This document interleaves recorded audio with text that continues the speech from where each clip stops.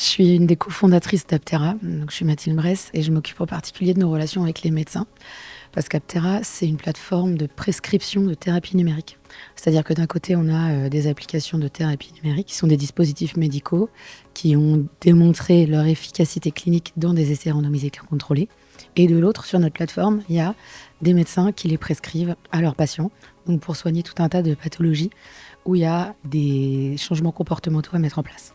Donc l'insomnie, la lombalgie, la douleur chronique, l'endométriose, l'obésité, le diabète. Voilà, pour toutes ces indications et pour les acouphènes aussi, on a des thérapies numériques à disposition pour les médecins.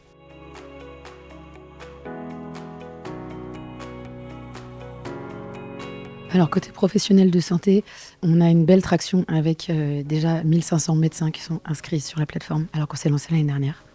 Il y a parmi ces 1500 médecins plus de 1000 généralistes parce que c'est un outil qui est très apprécié en soins primaires où ils ont une grande variété de pathologies à traiter. Côté patients, il y a déjà plus de 5000 patients qui ont bénéficié d'une ordonnance de thérapie numérique et ce qu'on constate, c'est qu'ils sont plus de 80% à activer leur thérapie numérique. Ça, c'est aussi un service que rend Aptera aux médecins, c'est-à-dire qu'on les informe du moment où les patients ont effectivement démarré la thérapie dans l'app.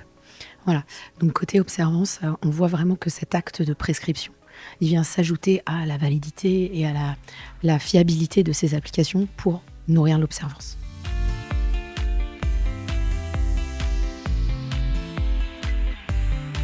Il y a un truc intéressant, c'est pour les acouphènes par exemple, c'est une pathologie pour laquelle les patients entendent souvent il n'y a rien à faire, alors qu'en réalité, si on fait une thérapie cognitivo-comportementale, on peut entraîner son cerveau, le reprogrammer pour qu'il soit plus gêné par l'acouphène.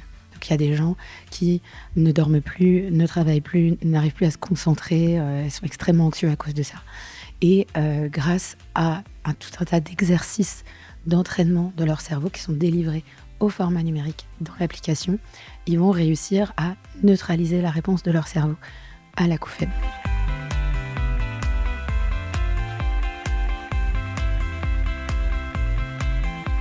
L'application qui va être prescrite à partir de la plateforme Aptera, elle va accompagner le patient au quotidien avec une thérapie validée au format numérique. Donc, par exemple, dans le cadre de la douleur, lui donner des exercices de mobilité, de renforcement, d'étirement. Ça, c'est au cœur de la thérapie self-back pour la lombalgie, par exemple.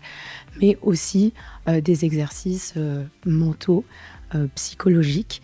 C'est-à-dire qu'on prend tous les leviers comportementaux, toutes les interventions non médicamenteuses qui sont par ailleurs pratiquées, recommandées depuis des millénaires par les médecins.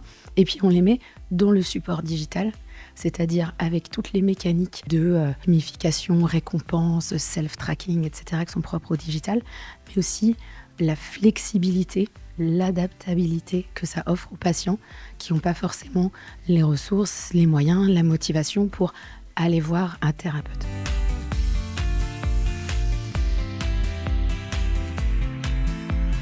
Les prochaines étapes pour Aptera, ça va être la première application de thérapie numérique remboursée par la Sécurité sociale en France.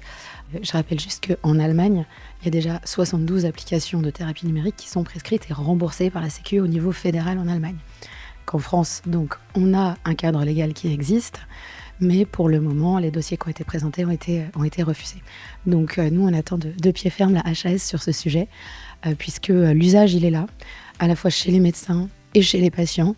Et donc, tout ce qui bloque pour le moment, c'est la question du financement et du financement pour le plus grand nombre, puisque en réalité, on sait que si le public ne finance pas ces dispositifs médicaux, eh bien, ce sera forcément le privé. Et donc là, on ne touche plus la même proportion de malades qui en auraient besoin. Parlez-en à votre médecin.